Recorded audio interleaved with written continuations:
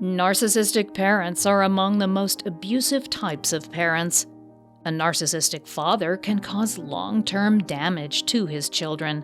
They are notorious bullies who belittle and dominate their children.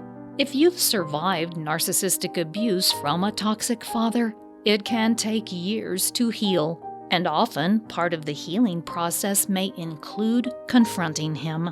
But you might be wondering if that is necessary. Here are some important things to consider when deciding if you should confront your narcissistic father. Do you plan to keep in contact? If you plan to keep in contact with an abusive narcissistic father, it may be necessary to confront him. Likely need to let him know that you are aware of his abuse as you set strong boundaries with him to prevent it in the future. If you don't confront him, it will be difficult to put a stop to his narcissistic abuse. Moreover, his continued abuse will undermine your efforts to heal. It will put you further at risk. Setting boundaries with him will be virtually impossible without confronting him about the behavior you will not accept going forward. While it can be intimidating to confront him, it's vital because, as a narcissist, he won't stop. I had to go no contact with my own mother for a while during my healing process. When I got back in contact with her, I had to set strong boundaries to prevent further abuse, and that meant confronting her. Of course, she pushed back by trying to gaslight me, but I stood firm, and you'll have to do the same with a narcissistic father. Narcissists can't bear to admit they did anything wrong because it threatens to expose their flaws.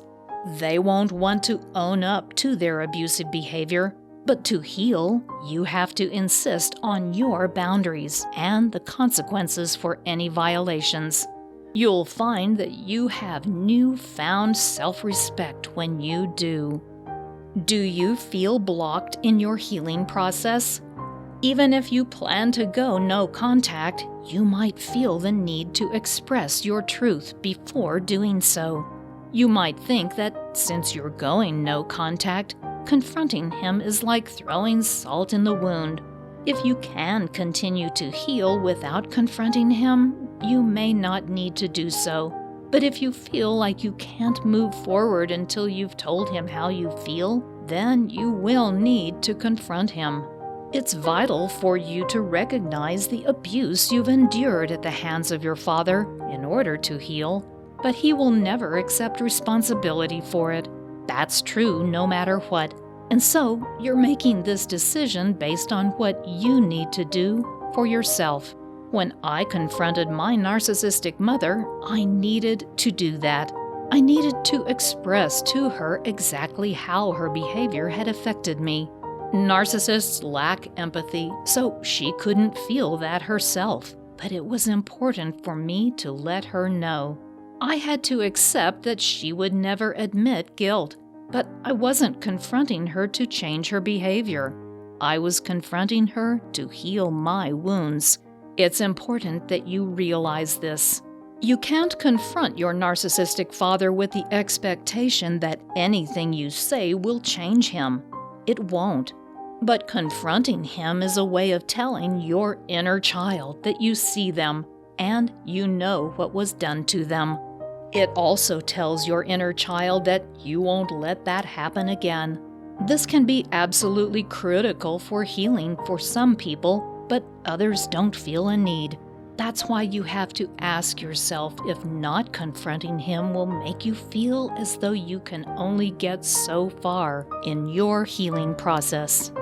Does confronting your narcissistic father present a physical danger? You might decide you don't need to confront your narcissistic father if doing so would put you in physical danger. Some narcissists are physically abusive, and if this is the case, it might be better to avoid contact altogether. There are other ways you can confront him without needing to be in his physical presence. You can, for example, write him a letter or send him an email. But if you prefer not to contact him altogether, you can still do those things. write a letter, send an email, and such without sending them. You're expressing your own truth, and that's the important part of this process. Acknowledging abuse can be difficult to do, especially when the abuser was a narcissist. For the longest time, I questioned if I was just imagining things, or if I was making them up in my own mind. My mother was so adept at gaslighting that I really did question if I had some kind of problem with interpreting reality. I would see her do things, but if I confronted her, she would explain them in a way that had me questioning myself. When I figured out that she was being abusive, I was so relieved. If for some reason I had not been able to confront her, it would have been enough just to know that it was her, not me. As it was, she denied everything when I did confront her, but that didn't matter anymore because I knew. That's what is really important for your healing, more important than any confrontation. You have to know deep in your heart what is true for you. Knowing that is how you heal. Is confronting a narcissistic father a waste of time? Mildred Kavanaugh, who had a narcissistic mother and husband, writes, "Confronting a narcissistic parent is a waste of time and will accomplish nothing. I understand you may have many things you would like to confront him with, but is it worth being cut out of the will to accomplish nothing?"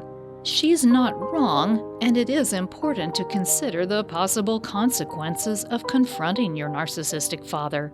If you are in his will and hope to inherit money at some point in the future, you should consider if confrontation is something that is necessary and helpful in your case. As Mildred notes, the narcissist will not take responsibility for doing anything wrong, and they are not likely to change unless they dedicate themselves to long-term psychotherapy. Additionally, they can make you feel worse than you did before the confrontation. These are important considerations, but confronting them is not about getting them to admit wrongdoing or change. It's about your healing process. If you need to speak your truth in order to heal, and you're not afraid of the consequences, then it's worth doing. Confronting someone is a step in a process that includes developing compassion for them, forgiving them, and then forgiving yourself. Sometimes you can do the last 3 steps in that process without confrontation, but if you feel you can't, then confronting your narcissistic father might be right for you. Finally, a narcissistic father is just about the worst kind of father out there. He is self-centered, emotionally and possibly physically abusive, and he won't hesitate to bully you. He is only focused on his own needs, and he won't hesitate to demean you if it gets him something he wants. He is a terrible parent, and no child deserves to be treated that way. He will create emotional wounds and then use those very wounds against his own children. Nothing you say to him will change him, but the important thing is healing yourself. I've created a 5-step roadmap to heal emotional triggers that can help you to heal some of those emotional wounds your father created. This handy guide is free, and it is designed to help you recognize, diffuse, and heal emotional triggers and the wounds that created them. Just click on the link below the video and I'll send you a copy directly to your inbox. You deserve so much better than the parenting you received, and this guide can help you resolve some of the trauma you suffered. Thanks for watching.